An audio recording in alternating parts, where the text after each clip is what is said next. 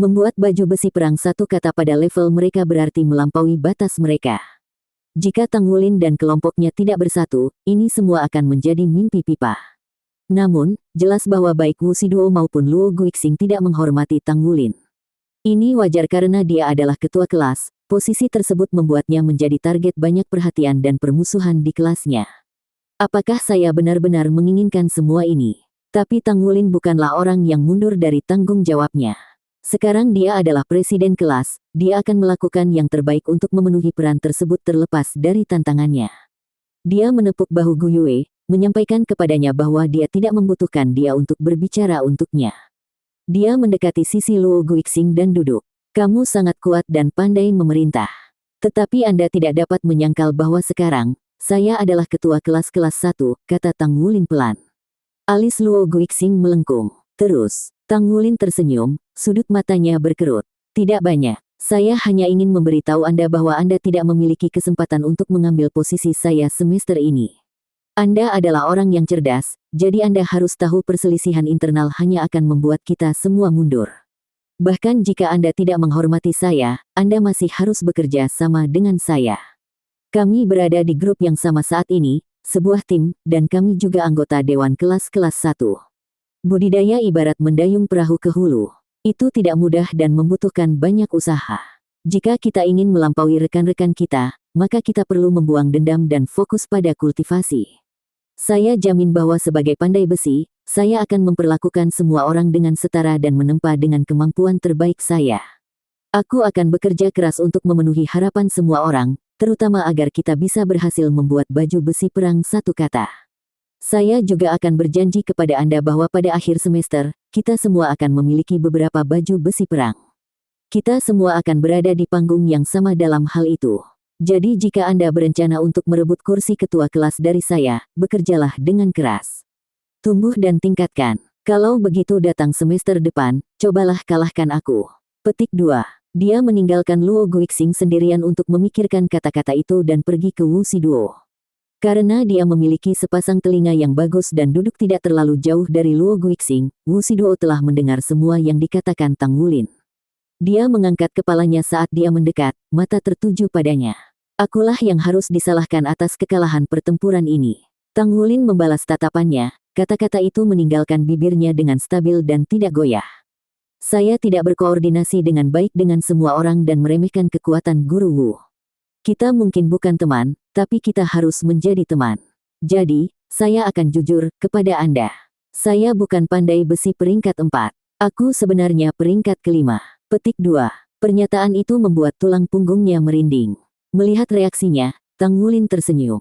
Berteman denganku, seseorang yang bisa menjadi Divine Blacksmith di masa depan, adalah ide yang bagus. Lagi pula, tujuan kita adalah perlengkapan perang 4 kata di masa depan, kan? Petik 2. Dia mengulurkan tangannya ke Wu Shiduo. Setelah beberapa saat ragu, dia mengambilnya dan mengguncangnya dengan kuat. Hari ini setelah kelas, aku akan menempa logam untuk armor tempur kita. Saat mereka menarik kembali tangan mereka, sebuah suara terdengar dari samping mereka. Apa yang kamu katakan benar, kata Luo Guixing sambil berjalan, jelas selesai dengan pikirannya. Tang Wulin berbalik menghadapnya. Kali ini, Luo Guixing berinisiatif untuk mengulurkan tangannya. Anda adalah ketua kelas dan pemimpin kelompok kami. Tetapi jika Anda membuat kesalahan, maka Anda harus bertanggung jawab. Saya akan menunggu waktu yang akan datang. Petik 2. Tang Wulin menerima sikapnya. Terima kasih atas dorongan Anda. Tatapan mereka berbenturan di udara, percikan api menyala di sekitar. Terlepas dari sifat sombong Luo Guixing, dia tidak punya pilihan selain menyerah, karena dia tidak bisa menghadapi Tang Wulin saat ini. Dia harus menjadi lebih kuat. Prioritas nomor 1 Luo Guixing adalah selalu memperbaiki dirinya sendiri. Jika dia tidak bisa mengalahkan Tang Wulin selama waktu mereka di pelataran luar, maka dia tidak akan pernah berdiri di puncak.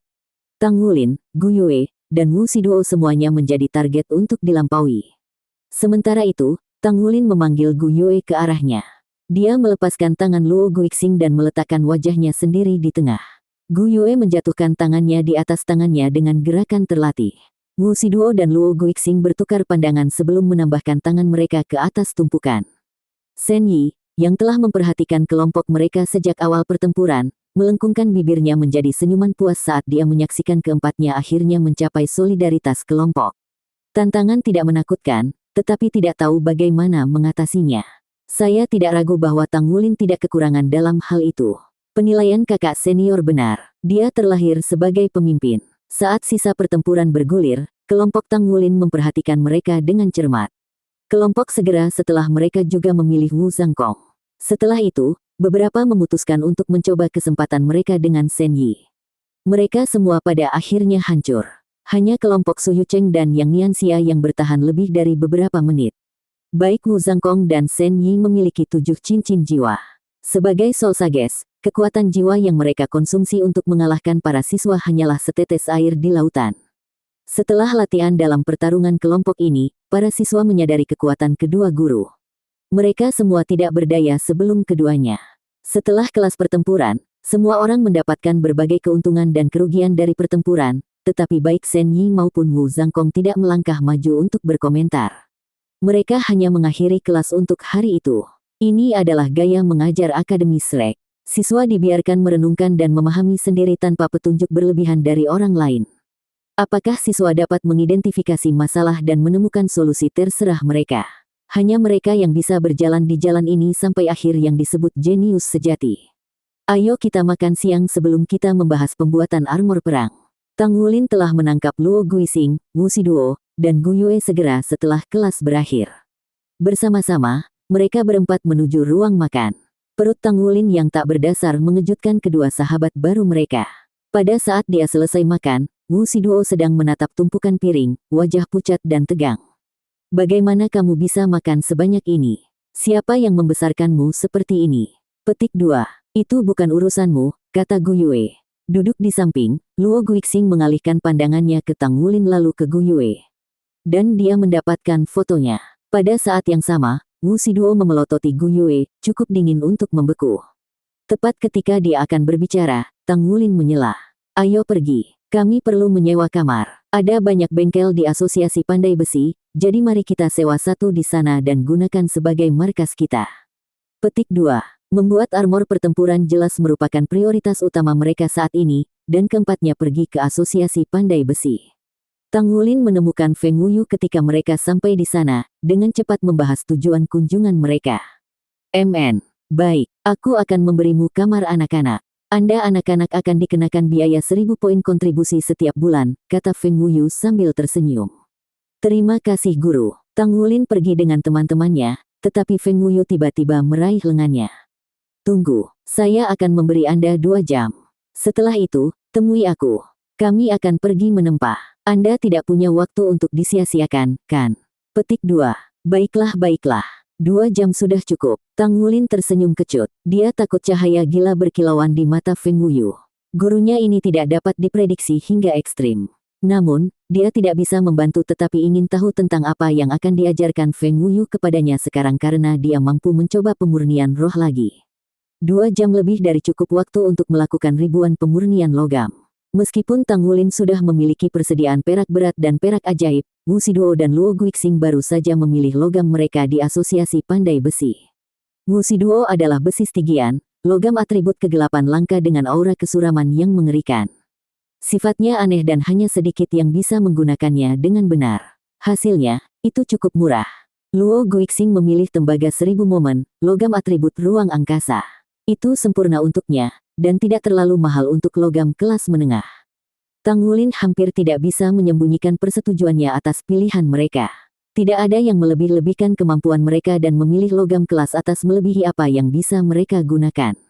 Melakukan hal itu akan sangat menghambat proses pembuatan baju besi perang, tidak peduli seberapa baik dia bisa menempa logam. Tujuan utama membuat baju besi perang satu kata adalah untuk mempersiapkan masa depan. Begitu waktunya tiba bagi kelompok Tang Wulin untuk membuat baju besi perang 2 kata, mereka akan dapat menggunakan material yang benar-benar baru. Mereka tidak akan dibatasi pada logam yang mereka pilih sekarang. Saat memasuki bengkel sewaan mereka, kekaguman terpancar di mata Luo Guixing saat dia melihat betapa besarnya itu. Elder Feng memperlakukanmu dengan sangat baik. Bengkel itu setidaknya memiliki luas 150 meter persegi. Ruangan itu setidaknya 2 kali lebih besar dari yang biasanya bisa disewa orang, dan itu diisi dengan semua peralatan dan perkakas terbaik. Rak kosong untuk logam berdiri di satu sisi. Semua ini datang dengan harga murah 1000 poin kontribusi sebulan. Nah, inilah manfaat memiliki koneksi. Tang Wulin tersenyum malu-malu. Kita bisa membicarakannya setelah 1000 kali memurnikan logam Anda. Gu Yue, apakah kamu sudah membuat desain kasar? Kita perlu mendiskusikannya sebelum saya mulai menempa. Petik 2. Gu Yue mengangguk. Saya sudah mendapatkan umpan balik dari dua lainnya beberapa hari terakhir ini. Saya memahami situasi Anda juga, jadi saya bisa menyelesaikan beberapa draft pertama. Petik 2. Dia berjalan ke meja tempa dan mengambil cetak biru dari cincin penyimpanannya. Dengan satu tangan, dia berbalik menghadap mereka. Untuk bagian pertama dari armor tempur kita, aku memutuskan pada armor untuk tangan kanan kita. Saya memilih bidak ini karena paling mudah digunakan dalam pertempuran dan akan segera menghasilkan peningkatan kekuatan terbesar. Petik 2. Dia membentangkan cetak biru di tangannya, lalu menunjuk ke berbagai gambar. Pelindung tangan terbuat dari bagian-bagian terpisah yang menutupi tangan yang sebenarnya, melewati lengan bawah, dan sampai ke siku. Jadi sungguh, itu baju besi untuk tangan dan lengan bawahmu. Ini adalah desain yang saya buat untuk Anda. Petik 2. Anda memilih perak berat, properti utamanya adalah penguatan kekuatan jiwa. Setelah memikirkan apa yang paling cocok untuk Anda, saya menyimpulkan bahwa, karena tangan Anda dapat berubah menjadi cakar naga emas, penting untuk pelindung tangan Anda untuk berkembang di sampingnya. Untuk mengakomodasi itu, saya menambahkan inti sirkuit transformasi di telapak tangan yang akan memungkinkan baju besi untuk berubah bersama dengan lengan Anda. Saya juga meninggalkan lubang di ujung jari baju besi untuk cakar Anda karena mereka sudah menjadi senjata yang sangat tajam. Untuk memperkuat esensi darah dan kekuatan jiwa Anda, saya menambahkan inti sirkuit ke bagian belakang pelindung tangan. Ini adalah inti sirkuit loop ganda yang saya rancang secara khusus. Gu Yue membahas seluruh desain tanpa meninggalkan satu detail pun. Tang Wulin tercengang dengan betapa teliti dan rumitnya pekerjaannya. Desainer itu luar biasa. Ini adalah pertama kalinya Tang Wulin mempelajari inti sirkuit dan melihat kompleksitas yang tersembunyi di dalam desain. Membuat desain ini menjadi kenyataan jelas akan sulit. Tang Wulin melirik Wu Siduo dan Luo Guixing. Dia tidak bisa melihat perubahan aneh dalam ekspresi, tanda yang jelas bahwa desain Gu Yue berada di jalur yang benar. Setiap bagian dari baju besi pertempuran satu kata membutuhkan setidaknya 3 inti sirkuit, kata Gu Yue, menutup penjelasannya. Sebagai perbandingan, setiap bagian dari lapis baja 2 kata membutuhkan 5 inti sirkuit. Inti sirkuit ini harus dibangun ke dalam logam itu sendiri, sehingga logam olahan berkualitas tinggi diperlukan. Ribuan logam olahan adalah minimal untuk membuat baju besi satu kata. Petik 2. Tang Wulin mengangguk. Untung aku melihat desainmu lebih dulu. Sekarang saya tahu apa yang harus saya fokuskan untuk meningkatkan ketika saya menempa logam. Setelah saya selesai menyempurnakannya, saya akan membentuknya sesuai dengan desain. Sementara saya membentuknya, saya akan menyempurnakannya untuk kedua kalinya dan membuat logam lebih kuat atau lebih fleksibel, mana saja yang lebih sesuai dengan desain. Petik 2. Luo Guixing melihat Tang Wulin dengan kaget. Kamu bisa memurnikan logam 2 kali. Dia pernah mendengar bahwa logam halus 2 kali sangat penting dalam pembuatan baju besi perang. Tang Wulin mengangguk. Luo Guixing menatap matanya. Jika itu benar, maka saya merasa jauh lebih baik tentang rencananya sekarang. Membuat armor tempur kita seharusnya lebih mudah dari yang saya kira. Petik 2. Kalau begitu mari kita mulai, jawab Tang Wulin. Kami akan mengambil satu langkah pada satu waktu. Gu Yue, selesaikan sisa desain dan buat mereka sempurna. Saya akan memulai pemurnian logam pertama kita. Setelah Anda menyempurnakan desain Anda, saya akan melakukan pemurnian kedua. Petik 2.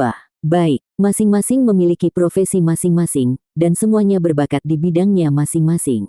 Dengan tujuan bersama mereka untuk menjadi master armor perang, mereka untuk sementara mengesampingkan perbedaan mereka untuk bekerja sama. 1 jam kemudian, 4 logam berkelap-kelip duduk di atas meja tempah. Itu adalah bongkahan dari 1000 perak berat halus, perak ajaib, besi Stygian, dan tembaga 1000 momen kelas 1. Tang Wulin hanya membutuhkan waktu 1 jam untuk memurnikan 4 bongkahan logam. Setiap kali dia selesai, seberkas cahaya melesat 1 meter ke udara, menandakan bahwa itu telah dijiwai dengan roh. Tang Wulin tampak sangat santai selama seluruh proses. Terlepas dari ketidakpuasan yang dipendam untuknya, Wu Siduo dan Luo Guixing harus mengakui bahwa dia adalah pandai besi terbaik yang bisa mereka harapkan. 4 keping logam halus yang bersinar adalah buktinya. Apakah Anda punya saran untuk desain baju besi tangan saya? Gu Yue bertanya. Tang Wulin berpikir sejenak, membelai dagunya. Saya pikir itu sempurna apa adanya. Lengan kananku adalah alat utama seranganku, jadi membuat cakar naga emasku lebih kuat adalah hal terbaik yang bisa dilakukan pelindung tanganku. Adapun rumput blue silver saya akan baik-baik saja selama baju besi tidak menghalangi itu.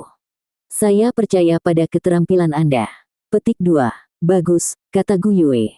Saya akan meminta Anda menyetujui desain saya setelah saya menyelesaikannya. Kami akan membahas sisa desain dan proses pembuatannya sekarang. Jika ada yang harus dilakukan, silakan pergi. Petik 2. Baik, aku akan mencari Penatua Feng. Jika kalian butuh sesuatu, hubungi saya. Petik 2. Luo Guixing mengawasi Tang Wulin saat dia keluar dari pintu, lalu dia menoleh ke Gu Yue. Apakah dia selalu pandai dalam pandai besi? Gu Yue menatapnya dengan jijik. Dia jelas masih menyimpan dendam padanya atas tindakannya di pertandingan tersebut. Apa kamu tidak tahu? Beberapa orang diberkati oleh surga. Petik 2. Luo Guixing hanya tersenyum patuh sebagai jawaban. Dia pergi ke cetak biru dan memeriksanya. Bagian desain ini terlalu rumit. Akan terlalu sulit bagiku untuk membuatnya seperti ini, jadi kamu harus merevisinya. Ketiganya terus mendiskusikan desain tanpa Tang Wulin. Adapun dia pergi mencari Feng Wuyu. Tang Wulin menyukai betapa sibuknya hidupnya. Semuanya berjalan sesuai rencana yang dia tetapkan untuk dirinya sendiri dan teman-temannya. Meskipun Xie Xie dan Su Xiaoyan bukan bagian dari kelompoknya, mereka akan selamanya menjadi anggota kelas 0 dan rekan-rekannya yang terpercaya. Dia secara alami tidak melupakan mereka dan sudah memiliki solusi sempurna untuk kesulitan mereka. Yuanen Yehui menyamar sebagai laki-laki seperti biasa. Tidak ada satu hal pun tentang dia yang keluar dari tempatnya. Saat dia memasuki asrama, kerapiannya membuatnya kagum. Lantainya telah disapu, tidak ada setitik pun debu yang terlihat. Kemudian dia tiba di kamarnya dan menemukan seember air bersih berada tepat di luarnya. Siapa yang melakukan ini? Dia membuka pintu dan membawa ember, alisnya berkerut. Beberapa orang melintas di benaknya. Mungkinkah itu Tang Wulin? Tidak mungkin. Mempertimbangkan seberapa banyak dia makan, saya yakin dia masih memakan dirinya sendiri di ruang makan. Hanya surga yang tahu bagaimana reaksi Tang Wulin jika dia tahu apa yang dipikirkan Yuanen Yehui tentang dia. Apakah itu Yue Zhengyu? Tidak mungkin pria itu sebaik ini. Meskipun dia pasti tahu aku bukan guru jiwa jahat sekarang, dia masih mencoba berkelahi denganku di kelas, mungkinkah dia? Sosok tinggi dan kurus muncul di benaknya, wajahnya yang tampan terpaku pada senyuman nakal yang menunjukkan sedikit keangkuhan. Kemudian dia membayangkan dirinya memukuli dia. Huff, Yuanen Yehui mengepalkan tinjunya memikirkan bocah itu.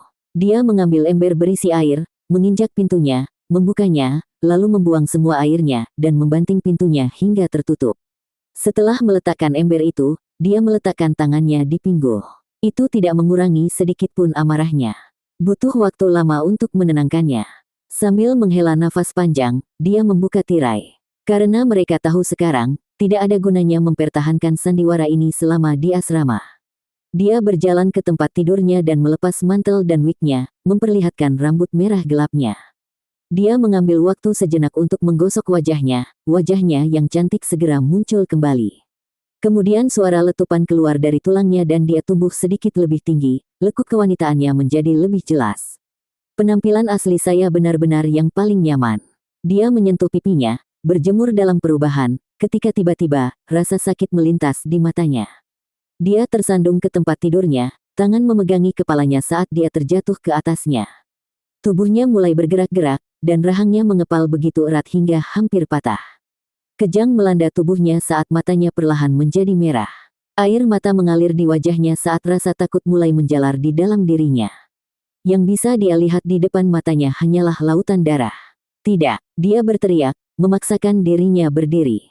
Saat dia duduk di tempat tidurnya terengah-engah, pintu terbuka dengan keras, dan sesosok tubuh masuk ke dalam kamar. Apa yang sedang terjadi? Apakah kamu baik-baik saja? Yuanen Yehui menatap Xie Xie, yang telah menerobos masuk. Dia bertemu dengan mata merahnya dan menelan, lalu dengan lemah lembut bertanya, apa kamu baik-baik saja? Xie Xie telah menunggunya sepanjang waktu. Seperti yang diduga Yuanen Yehui, dialah yang membersihkan asrama. Dia telah menarik ember air keluar pintunya juga, menggunakan Shadow Dragon Dagger miliknya untuk bersembunyi di sekitarnya, menunggu Yuanen Yehui kembali. Ketika dia melihatnya membuang ember air, dia merasa seolah-olah dia ditinju di usus. Tepat ketika dia akan pergi, bagaimanapun, dia mendengar jeritan kesakitan dan masuk ke kamarnya tanpa berpikir dua kali. Hanya saat dia menatap ke dalam mata merahnya dia mulai merasa canggung. Keluar, dia berteriak, ah, Xie berbalik dan lari. Ketakutan terus berlama-lama di hatinya ketika itu datang padanya. Ingatan tentang dia yang mencoba membunuhnya telah dibakar di benaknya, dan bahkan ketika dia berlari keluar, Xie tidak lupa untuk menutup pintu di belakangnya. Yuanen Yehui terengah-engah saat dia menyeka air mata dari wajahnya. Dia kemudian meringkuk di tempat tidurnya, mencengkeram selimutnya erat-erat. Apa kau tahu perbedaan terbesar antara pandai besi yang bisa memurnikan roh dan yang tidak bisa? Feng Huyu bertanya pada Tang Wulin. Yah, mereka bisa memurnikan roh, jawab Tang Wulin. Itu jawaban yang buruk. Tidak sesederhana itu. Apa yang telah Mu Chen ajarkan padamu? Feng Huyu memelototi Tang Wulin, intensitas tatapannya memaksa bocah itu tersandung mundur selangkah. Guru Mu berkata bahwa saya tidak boleh menggigit lebih dari yang bisa saya kunyah, bahwa dia akan mengajari saya apa yang perlu saya ketahui tentang pemurnian roh ketika saya benar-benar bisa melakukannya, jawab Tang Wulin dengan lemah lembut. Dengan begitu, saya bisa fokus untuk meningkatkan keterampilan saya. Omong kosong. Feng Huyu berteriak, cara mengajarnya setengah-setengah. Hanya dengan pemahaman yang komprehensif tentang jalur blacksmithing Anda akan dapat mempersiapkan dan maju dengan benar. Sekarang perhatikan, saya akan mengajari Anda apa itu Grandmaster Blacksmith. Sebelum pemurnian roh, pandai besi hanya perlu bekerja sesuai rutinitas. Dengan kata lain, mereka hanya perlu melatih tenaga terampil. Setelah pemurnian semangat, pandai besi akhirnya dapat menunjukkan bakat dan karakter mereka dalam pekerjaan mereka. Ini adalah pencapaian besar bagi pandai besi. Feng Huyu berhenti sejenak, membiarkan informasi itu meresap. Disinilah letak perbedaan terbesar antara pandai besi peringkat 4 dan 5. Mulai sekarang, selain logam tunggal yang homogen, Anda juga akan menempa paduan. Petik 2. Paduan. Ide itu membuat Tang Wulin tercengang, dan firasat tentang apa yang akan datang mulai terbentuk di benaknya. Pemurnian roh berarti memberikan kehidupan pada logam, kata Feng Huyu. Kamu pernah berhasil melakukannya sekali sebelumnya, jadi izinkan saya menanyakan ini, ketika Anda sedang memurnikan roh, apa bagian tersulit dari prosesnya?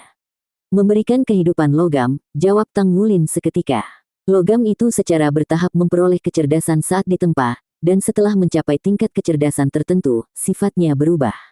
Pada saat itu, kita pandai besi perlu mengilhami dengan vitalitas kita untuk membangunkan logam dan memberikannya kehidupan yang sebenarnya. Hanya dengan begitu pemurnian roh akan berhasil.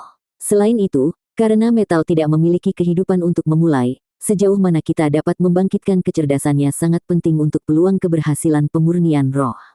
Petik 2. Tidak buruk, nak. Itu penjelasan yang cukup bagus. Sekarang, apa yang harus dilakukan oleh sifat bawaan logam dengan kesulitan memberinya kehidupan? Semakin baik logamnya, semakin mudah untuk dimurnikan. Penciptaan kehidupan adalah salah satu hal terpenting di alam semesta. Dalam sekejap kehidupan tercipta, ada ledakan energi yang tak terbayangkan. Energi inilah yang kita sebut energi kehidupan, dan ini adalah dasar dari semua kehidupan. Meskipun kita mungkin tidak dapat merasakan energi ini, benda-benda tak bernyawa sangat peka terhadapnya. Jika sebuah benda berhasil menyerap energi itu, ia memperoleh kehidupan, tetapi jika tidak, benda itu dirusak oleh energi itu dan direduksi menjadi sampah. Inilah sebabnya pemurnian roh yang gagal menghasilkan logam yang tidak dapat digunakan lagi.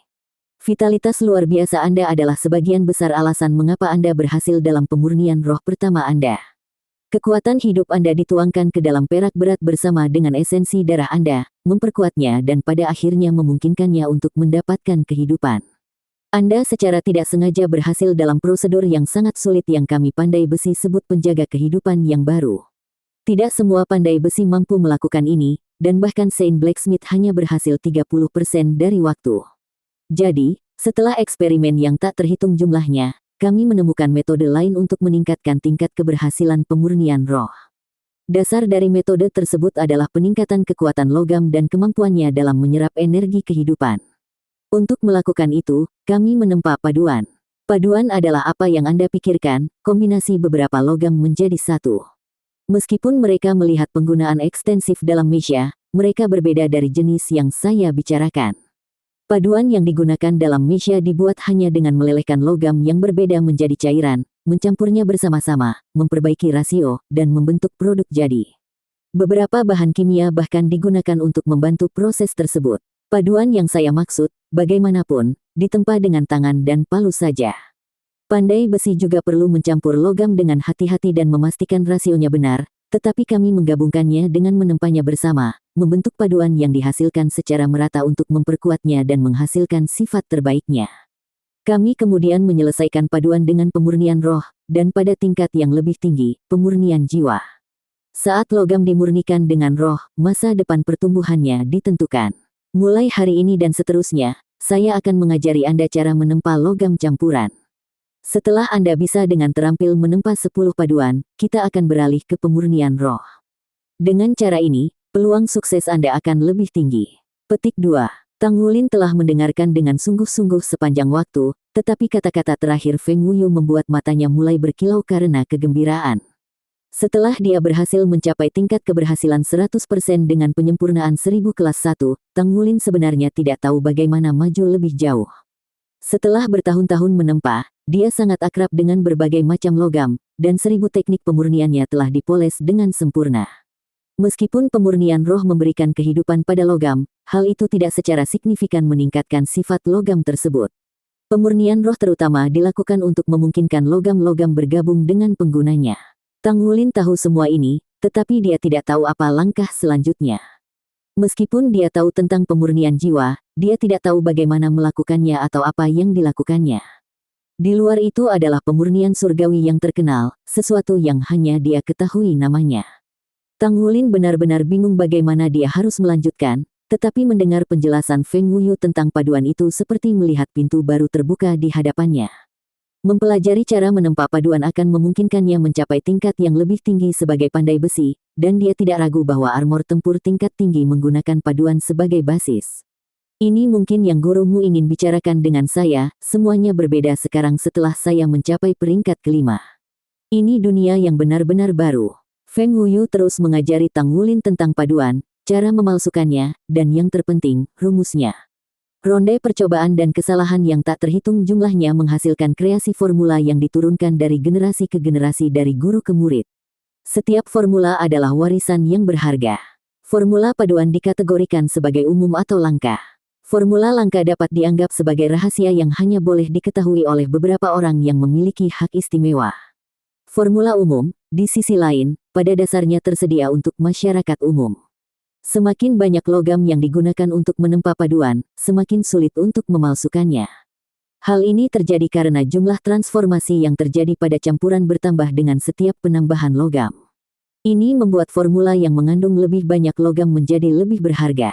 Formula paduan tingkat umum-umumnya menggunakan 2 hingga 3 logam. Formula apapun yang mencantumkan lebih dari 3 logam dianggap sebagai formula langka, dan kelangkaan meningkat dengan jumlah logam yang terlibat. Tanpa diketahui Tang Wulin, warisan menjadi penting setelah seorang pandai besi mulai belajar cara menempa logam campuran. Asosiasi pandai besi bahkan membatasi penjualan formula paduan kelas umum hanya untuk pandai besi berbakat. Untungnya, Tang Wulin memiliki Feng Wuyu dan Mu Chen, 2 pandai besi suci, sebagai tuan. Dia tidak perlu khawatir tentang mendapatkan formula paduan. Tanpa diketahui Tang Wulin, warisan menjadi penting begitu seorang pandai besi mulai belajar cara menempa logam campuran. Bahkan formula paduan kelas umum dibatasi penjualannya oleh asosiasi pandai besi kepada pandai besi berbakat. Untungnya bagi Tang Wulin, dia memiliki Feng Wuyu dan Mu Chen, 2 Saint Blacksmith, sebagai tuannya. Dia tidak perlu khawatir tentang mendapatkan formula paduan sama sekali. Gaya mengajar Feng Wuyu sangat berbeda dari Mu Chen. Sementara Mu Chen lembut dan pengertian, Feng Wuyu pemarah dan tidak sabar. Jika Tang Wulin membuat satu kesalahan, bengkel akan berguncang dengan raungan Feng Wuyu.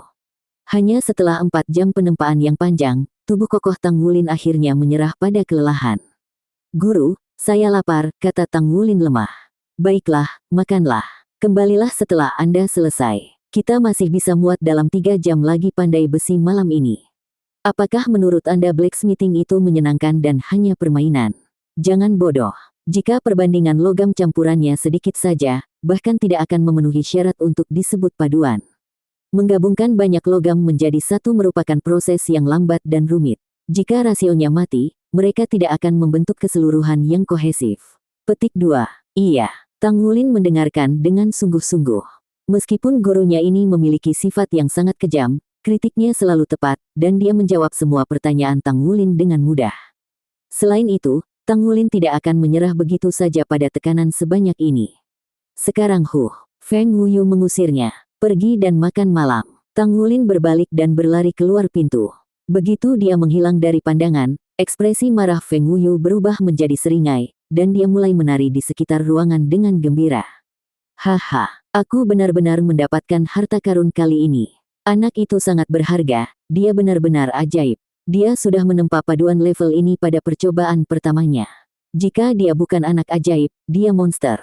Haha, saya memiliki mata yang bagus. Petik 2. Kesulitan Tang Wulin baru saja dimulai. Dia menghadiri kelas di pagi hari dan belajar dari Feng Wuyu di sore hari 3 kali seminggu. Dia perlahan menemukan trik untuk menempa paduan, dan keterampilan pandai besi meningkat pesat. Namun Feng Wuyu masih melarangnya untuk mencoba memurnikan roh.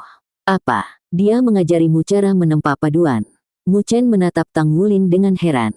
Apakah ada yang salah dengan itu, guru? Tang Wulin bertemu dengan tatapan gurunya dengan mata ragu. Antara membuat baju perang, belajar dari Feng Wuyu, dan mengikuti kultivasinya, Tang Wulin baru-baru ini kehilangan hampir semua waktu luangnya. Dia hanya berhasil mengunjungi Mu Chen setelah mengumpulkan setiap detik yang dia bisa. Tentu saja tidak. Sudut mulut Mu Chen mulai bergerak-gerak. Tahukah Anda peringkat apa yang biasanya mulai dipelajari orang tentang paduan? Ke-6. Peringkat ke-6. Pandai besi peringkat 5 hanya perlu tahu bagaimana cara memperbaiki roh. Bahkan jika peluang sukses mereka sangat rendah, satu pemurnian roh sukses mengangkat pandai besi ke peringkat ke-5. Akan tetapi, untuk mencapai peringkat ke-6, seorang pandai besi harus dapat menempa setidaknya 6 paduan 2 logam dan 3 paduan 3 logam. Mengajari Anda tentang paduan ketika Anda bahkan belum memperkuat fondasi pemurnian roh Anda tidak bertanggung jawab. Petik 2. Mata Tang Wulin membelalak mendengar kata-kata Mu Chen. Penatua Feng, mengapa Anda selalu menyimpang dari jalan yang dipukuli? Ekspresi termenung muncul di wajah Mu Chen. Ini berlangsung selama beberapa saat, dan kemudian dia melompat berdiri. Ikuti aku. Mu Chen memimpin Tang Wulin ke bengkel di lantai yang sama yang lebih tinggi dan lebih besar dari yang lain. Ini adalah bengkel pribadi Presiden Asosiasi. Dia berhenti di tengah ruangan, lalu berbalik menghadap Tang Wulin. Banyak paduan yang berbeda ada, sebagian besar tersedia untuk penggunaan sipil. Paduan adalah salah satu bidang penelitian utama pemerintah. Meskipun ada beberapa paduan yang dapat diproses dengan mesin, kami para pandai besi bahkan tidak menganggapnya sebagai paduan yang sebenarnya. Itu hanyalah beberapa logam yang dilebur dan dicampur menjadi satu. Proses mekanis itu menghancurkan kekuatan logam dan kehidupan yang dipegangnya, jadi kami menyebutnya paduan tanpa roh. Hanya paduan asli yang dibuat oleh pandai besi yang disebut paduan roh. Perbedaan antara keduanya terbukti dalam nilainya. Jika Anda membandingkan dua paduan, paduan roh dan paduan tanpa roh, paduan roh akan 1000 kali lebih berharga. Untuk menampilkan potensi penuhnya, paduan roh harus paling tidak dimurnikan. Kamu juga perlu menjadi ahli dalam menempa paduan roh jika kamu ingin menjadi seorang pandai besi suci karena, ketika saatnya tiba bagimu untuk memperbaiki jiwa, kamu tidak akan dapat menggunakan sembarang logam. Logam biasa tidak cukup kuat untuk menahan pemurnian jiwa, jadi Anda hanya bisa menggunakan paduan. Karena Feng Wuyu sudah mulai mengajari Anda cara memalsukannya, saya tidak ingin membuat Anda kewalahan. Alih-alih mengajari Anda cara menyempurnakan semangat di atas itu, saya akan mengajari Anda spesifikasi paduan tempa. Petik 2. Dimengerti. Tunjukkan padaku apa yang telah kamu pelajari, perintah Mu Chen. Biarkan saya melihat Anda menempa paduan. Buat saja apapun yang Anda lakukan terbaik. Petik 2. Iya. Tang Wulin berjalan ke rak logam dan dengan cepat mengambil 2. Salah satunya adalah perak tebal dan yang lainnya adalah perak ajaib. Jika dia menggunakan perak berat dan perak ajaib, dia bisa membuat paduan yang disebut perak giok. Bagian terpenting dari menempa paduan roh adalah memastikan bahwa produk tersebut mempertahankan sifat spiritual komponennya. Inilah yang memisahkan mereka dari paduan tanpa roh. Perak giok memiliki kekuatan perak berat dan perak ajaib. Sebagai salah satu paduan dua logam yang lebih baik, itu memperkuat kekuatan tersebut. Tang Wulin memasukkan kedua logam itu ke dalam tungku meja tempa dan mulai mengkalsinasi mereka. Dia berdiri di sana dalam diam, mata tertutup, dengan sabar menunggu saat mereka akan siap untuk memalu. Ke samping, Mu Chen mengamati napas Tang Wulin yang stabil dan mengangguk setuju. Anak ini luar biasa. Tidak seperti kebanyakan orang, dia bisa tetap tenang. Detik terus berlalu, dan segera, pengapuran logam telah selesai. Tang Wulin menekan tombol, mengeluarkan perak tebal terlebih dahulu. Dia mengangkat tangannya, palu kembarnya muncul dalam sekejap. Dia dengan ringan menepuk perak berat itu dengan palu di tangan kirinya, lalu memukulnya dengan palu di tangan kanannya. Efek palu yang ditumpuk dipicu, dan 3 bung bergema berturut-turut, menandai awal proses penempaan. Palu membawa kekuatan yang sangat besar, setiap serangan tampak mendistorsi perak berat yang tangguh. Tidak lebih dari 1 menit kemudian, Tang Wulin menyelesaikan 100 menyempurnakannya. Kemudian perak ajaib muncul, dan dia 100 menyempurnakannya juga. Sepasang logam yang dimurnikan ratusan duduk di atas meja berdampingan. Tang Wulin merentangkan lengannya lebar-lebar dalam gerakan menyapu, lalu membawanya meluncur ke arah kedua logam itu. Palu-palu miliknya menghancurkan logam-logam itu bersama-sama, dan serangkaian dentuman menggelegar di seluruh ruangan, tumpang tindih menjadi satu semburan suara yang menyatu. Mu Chen menyaksikan adegan ini terungkap dengan perhatian penuh. Ini adalah teknik pandai besi tingkat tinggi. Perbedaan tunggal dalam sudut atau gaya antara dua serangannya akan membuat fusi gagal. Tang Wulin mengayunkan tangannya lagi, dan kali ini 3 cincin jiwa ungu muncul di sekelilingnya. Kemudian dia menyapu lengannya ke dalam sekali lagi, palu bersiul ke arah logam yang melebur. Menempa paduan tidak sesederhana menghancurkan 2 logam menjadi 1. Prosesnya membutuhkan infus kekuatan jiwa yang konstan untuk menjembatani celah antara logam sampai mencapai keseimbangan. Hanya ini yang dapat melestarikan sifat spiritual logam dan menyublimkan sifatnya dalam produk jadi. 3 deringan. Mu Chen menatap Tang Wulin dengan kaget. Dia tidak sadar bahwa Tang Wulin telah mendapatkan cincin jiwa ketiganya. Kemajuan ini terlalu cepat. Bukankah dia hanya peringkat 28 beberapa hari yang lalu? Dia sudah menembus peringkat 30. Dia berpikir bahwa kekuatan Tang Wulin telah meningkat, tetapi sekarang dia menyadari bahwa bocah itu telah tumbuh lebih dari itu. 2 palu turun sekali lagi, memenuhi ruangan dengan guntur. Lapisan kekuatan jiwa putih menyelimuti logam yang sebagian menyatu. Metode misterius surga memengaruhi kekuatan jiwa, membuatnya mengalir dengan aliran yang mantap namun kuat untuk menghubungkan kedua logam tersebut. Di bawah palu Tang Wulin yang stabil, logam terus berubah.